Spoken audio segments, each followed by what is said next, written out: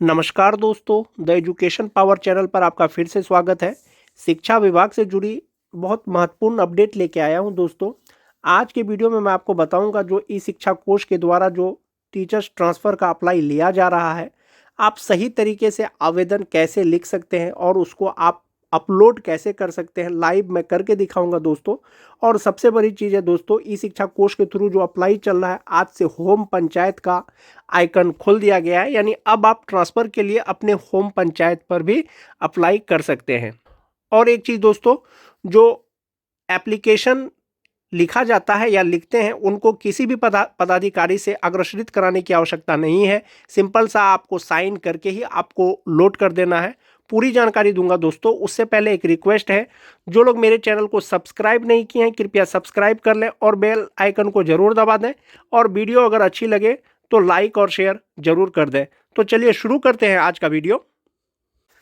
सबसे पहले मैं आपको एप्लीकेशन लिखने के बारे में बताऊंगा दोस्तों। आप जो एप्लीकेशन लिखे हैं या लिखे होंगे या जो आपने अपलोड किया है वो भी सही होगा दोस्तों। और एक तरीके से आप ऐसे भी लिख सकते हैं जो मैं आपको बता रहा हूं।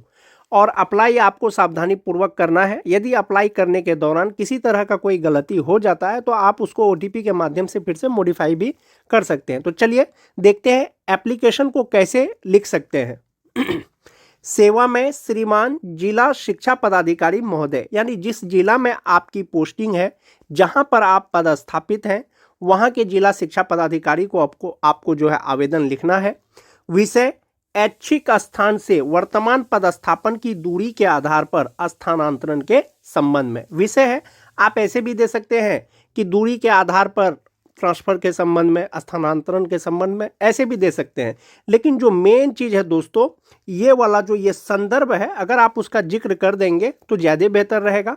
बिहार सरकार शिक्षा विभाग प्राथमिक शिक्षा निदेशक के ज्ञापांक 2/6/2024 2035 दिनांक 21/11/2024 एवं ज्ञापांक 2/6/2024 2036 दिनांक 21/11/2024 के आलोक में।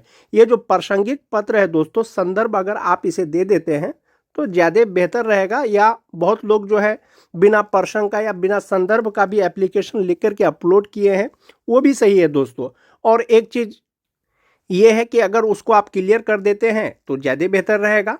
उसके बाद है दोस्तों, महाशय निवेदन पूर्वक कहना है कि मैं आपको अपना नाम देना है, किस ग्रेड के शिक्षक हैं आप, बेसिक ग्रेड के हैं, स्नातक ग्रेड के हैं, जो ग्रेड है आपको वो लिखना है। विषय आपको लिखना है उर्दू सामान्य 6 to 8, 9 to 10, जो आपका विषय है वो लिखना है। और किस कैटेगरी में आपकी बहाली हुई है वो लिखना है। कैटेगरी के पद पर आपको यहाँ पर विद्यालय का नाम लिखना है, किस विद्यालय में आप पदस्थापित हैं, कौन सा प्रखंड है, कौन सा पंचायत है, कौन सा जिला है और किस पद पर है। पंचायत शिक्षक के पद पर है, प्रखंड शिक्षक के पद पर है। लेकिन यहाँ पर जो है मैंने लिखा है कि नियोजित शिक्षक के रूप में कार्यरत हूँ या पदस्थापित हूँ, तो ये भी सही है दोस्तों। आप नियोजित शिक्षक के रूप में भी हो सकते हैं, प्रखंड शिक्षक के रूप में भी हो सकते हैं, पंचायत शिक्षक के रूप में भी हो सकते हैं।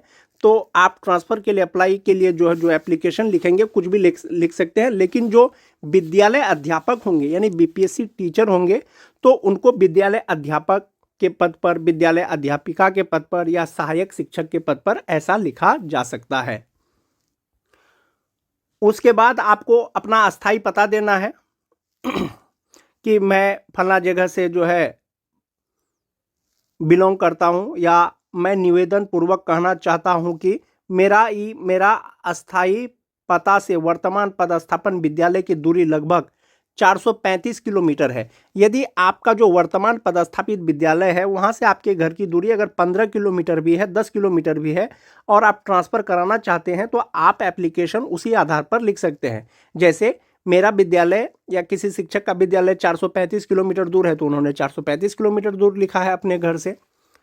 मैं अपने गृह अनुमंडल में पदस्थापित नहीं हूँ। जो जिला से बाहर में है वो जिक्र कर सकते हैं कि मैं अपना जो है गृह अनुमंडल, गृह प्रखंड में पदस्थापित नहीं हूँ। अत्यधिक दूरी होने के कारण आवासीय असुविधा, आवागमन की असुविधा, असुरक्षा की भावना और परिवार की चिंता रहती है। जाहिर सी बात है, कोई अगर दूर में रहेंगे तो परिवार की चिंता तो होगी ही।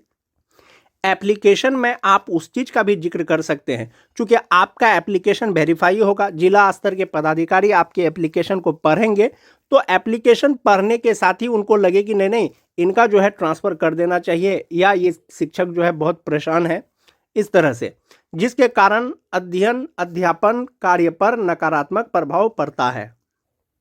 मैं चाहता हूं कि मेरे अस्थायी पता से निकटतम दूरी पर ऐच्छिक स्थानांतरण दिए गए विकल्प के अनुसार कर दिया जाए। जो विकल्प आप चुनेंगे उसमें से किसी एक विकल्प में जो है मेरा ट्रांसफर कर दिया जाए। जैसा कि आज से जो है होम पंचायत वाला आइकन भी खुल गया दोस्तों। कुछ दिन पहले ये था कि आप होम पंचायत में अप्लाई नहीं कर सकते थे, वो ऑप्शन आप चूज नहीं कर सकते थे, लेकिन आज से जो है होम पंचायत वाला ऑप्शन भी खुलने लगा है। आप अपने होम पंचायत में ट्रांसफर के लिए भी अप्लाई कर सकते हैं, लेकिन आपको एप्लीकेशन जो है इसी प्रकार से लिखना है, या आपने जो लिखा है वो भी सही है। अतः श्रीमान से प्रार्थना है कि उपरोक्त अंकित बातों को देखते हुए मेरा ऐच्छिक स्थानांतरण ऐच्छिक स्थान पर स्वीकृत करते हुए आगे की प्रक्रिया हेतु अनुमति प्रदान करने की कृपा की जाए। इसके लिए मैं श्रीमान का सदा आभारी रहूंगा।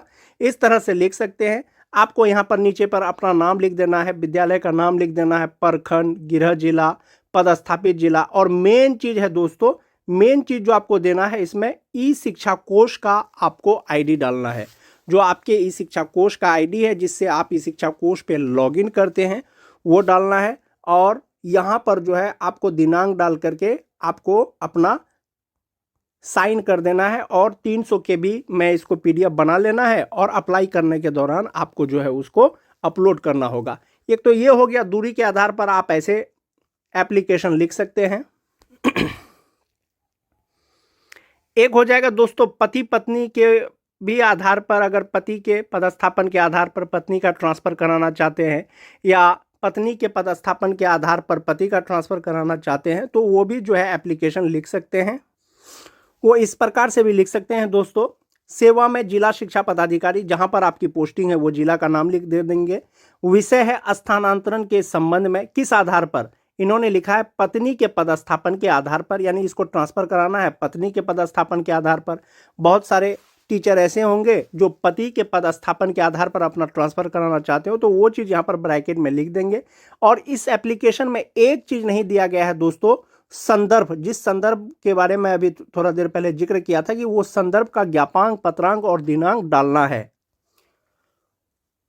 विषय के बाद यदि आप ये संदर्भ अगर लिख देते हैं, बिहार सरकार शिक्षा विभाग प्राथमिक शिक्षा निदेशक के ज्ञापांक, दिनांक, अगर आप इसका जिक्र कर देते हैं तो बहुत अच्छा है। यदि आप नहीं भी कर करके अगर अपलोड करते हैं तो वो भी हो जाएगा, लेकिन आप ये लिख दें तो ज़्यादा बेहतर रहेगा।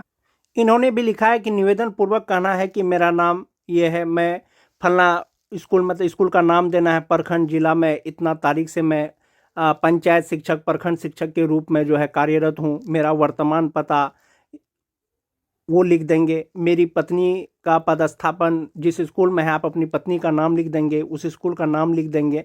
और ये वाला लाइन जो है, ये वाला लाइन आपको मेन जो है उस पर लिख देना है। ये वाला लाइन अपना जो पता है, विद्यालय का पता, पत्नी का जो पदस्थापित विद्यालय है उसको लिखने के बाद ये वाला लिख देना है दोस्तों।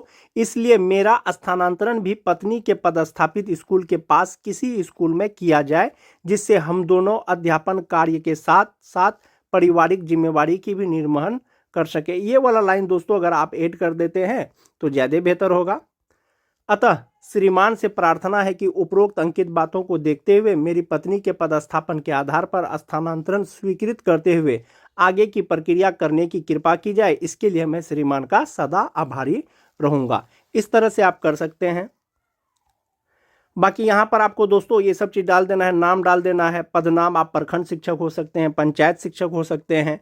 ई शिक्षा कोष आईडी, मेन जो चीज़ है दोस्तों, ई शिक्षा कोष आईडी, इसलिए करके कि जो शिक्षकों का ट्रांसफर होने वाला है वो ई शिक्षा कोष के द्वारा ही होने वाला है, इसलिए ई शिक्षा कोष आईडी आपका जरूरी है। यदि आप सक्षमता पास हैं तो सक्षमता का आवेदन संख्या, उसका रोल नंबर लिख दें, और अपना सब्जेक्ट जरूर लिख दें, किस सब्जेक्ट में आपकी बहाली हुई थी, सामान्य सब्जेक्ट में, उर्दू सब्जेक्ट में, स्नातक ग्रेड के किस सब्जेक्ट में, वो आपको लिख देना है। मोबाइल नंबर लिख देना है, और उसके बाद दोस्तों यहाँ पर जो है आपको डेट डाल करके आपको यहाँ पर साइन कर देना है अपना, और इसको 300 KB का PDF बना करके लोड कर देंगे। अब मैं आपको बताऊंगा दोस्तों कि ऑनलाइन आप अपने मोबाइल से ही ट्रांसफ़र के लिए अप्लाई कैसे कर सकते हैं। इसके लिए आपको अपने मोबाइल पर क्रोम ब्राउज़र जो है ओपन कर लेना है। उसके बाद आपको सिंपल सा इसमें ई शिक्षा कोश सर्च करना है। जब आप सर्च करेंगे कुछ इस प्रकार से ई शिक्षा कोश बिहार आ जाएगा। आपको बस इसी पे क्लिक करना है। जब आप इस पे क्लिक कर देंगे तो यहाँ पर आपसे मांगा जाएगा यूजर आईडी, पासवर्ड मांगा जाएगा। जैसे टीचर है, स्कूल है, चूँकि अप्लाई जो होगा ई शिक्षा कोश के टीचर आईडी के द्वारा होगा, तो सबसे पहले आप इसको सेलेक्ट कर लेंगे। उसके बाद जो आपका टीचर आईडी है वो डालेंगे, यहाँ पर पासवर्ड डालेंगे और उसके बाद ये इसको कैलकुलेट करके जैसे 5 9 जब 45 डाल देंगे। उसके बाद साइन इन करेंगे। जब आप साइन इन करेंगे तो कुछ इस प्रकार का प्रीफेस खुल जाएगा आपके स्क्रीन पर और आपको ट्रांसफ़र के लिए अप्लाई करना है। यहाँ पर आपको सेलेक्ट कर लेना है request for transfer on special ground. ध्यान रहे दोस्तों, स्पेशल ग्राउंड कोई सा भी हो सकता है। यहाँ तक कि अगर आपके पदस्थापित विद्यालय की दूरी सिर्फ 10 किलोमीटर है और आप कहीं और अपना ट्रांसफ़र कराना चाहते हैं तो आप अप्लाई कर सकते हैं। एप्लीकेशन को एक्सेप्ट करने का या रिजेक्ट करने का वो जिला कार्यालय का है, जिला शिक्षा पदाधिकारी का है। फिलहाल आपके पास मौका है तो आप अप्लाई कर सकते हैं। बस आपको इस पर क्लिक कर देना है। जैसे ही आप इस पर क्लिक करेंगे और उसके बाद जो है लेफ्ट साइड के यहाँ पर 3 लाइन पे आपको क्लिक करना है और ट्रांसफ़र एप्लीकेशन फॉर्म यहाँ पे क्लिक करना है। जैसे ही आप यहाँ पर क्लिक करते हैं ऑटोमेटिक जो है आपके मोबाइल में OTP भेज दिया जाएगा। जैसे ही आप इसमें OTP डालेंगे आपको वेरीफाई OTP पे क्लिक करना है और आपका OTP वेरीफाई हो जाएगा। कुछ इस प्रकार से आपके सामने में जो है प्रीफेस खुल जाएगा दोस्तों। जब आप ये सब ऑप्शन चूज़ कर लेंगे, आपको ज़िला कौन सा चूज़ करना है अप्लाई करने का, वो जैसे आप यहाँ पर पंचायत में अप्लाई करना चाहते हैं, ये मान जाते हैं अररिया में अप्लाई करना चाहते हैं, सब डिवीज़न पे अप्लाई करना चाहते हैं, आप कोई प्रखंड चुन लें तो आपको यहाँ पर अब आपका जो होम पंचायत है दोस्तों, होम पंचायत भी शो होने लगेगा। इस तरह से आप मिनिमम 3 पंचायत का, मैक्सिमम 10 पंचायत का चयन कर सकते हैं। उसके बाद जो मेन चीज़ आएगा दोस्तों वो आपको यहीं पर आएगा। यहाँ पर लिखा हुआ है अपलोड रिटन एप्लीकेशन, अपलोड लिखित अभ्यावेदन जिला शिक्षा पदाधिकारी को संबंधित। ध्यान रहे दोस्तों, आप जो एप्लीकेशन इसमें लोड करेंगे, अभ्यावेदन जो लोड करेंगे, उसको कहीं से अग्रेषित कराने की आवश्यकता नहीं है। कहीं पर भी जिला शिक्षा पदाधिकारी से साइन कराने का कोई आदेश नहीं है। इसलिए आप सिंपल सा एक एप्लीकेशन लिख करके, एक आवेदन लिख करके अपना साइन करके डेट डाल देंगे और 300 KB का उसको बना लेंगे। वही आपको यहाँ पर जो है लोड करना है। आपको किसी से साइन और मोहर कराने की आवश्यकता नहीं है। उसके बाद आप जो है इस चेक बॉक्स को टिक करेंगे और यहाँ पर सबमिट पे जैसे ही क्लिक करेंगे दोस्तों, आपका आवेदन सबमिट हो जाएगा और राइट कॉर्नर पे जो है आपका वो शो होने लगेगा कि आपका जो है अप्लाई हो गया है। आप उसको प्रिंट आउट भी कर पाएंगे। तो इस तरह से आप मोबाइल से भी आप खुद से ट्रांसफ़र के लिए अप्लाई कर सकते हैं। और जहाँ तक बात दोस्तों आज तक का है, 8 दिसंबर तक का टोटल टीचर्स के लिए अप्लाई का जो आवेदन आया है दोस्तों वो 33,227 आया है। टोटल जो पदस्थापित टीचर हैं वो 5,45,182 है, जिसमें से इनक्यूरेबल डिजीज़ के लिए 163, critical illness 456, self appointed on the basis of specially abled 1522, autism mental specially abled 290, based on husband wife posting 2919 और distance of the present posting from the desired place 27,661। Total 33,227 आवेदन अब तक transfer के लिए आए हैं दोस्तों, जबकि संख्या 5,45,000 है। आज के वीडियो में दोस्तों बस इतना ही। वीडियो अगर अच्छी लगे तो दोस्तों में लाइक और शेयर जरूर कर दें। धन्यवाद।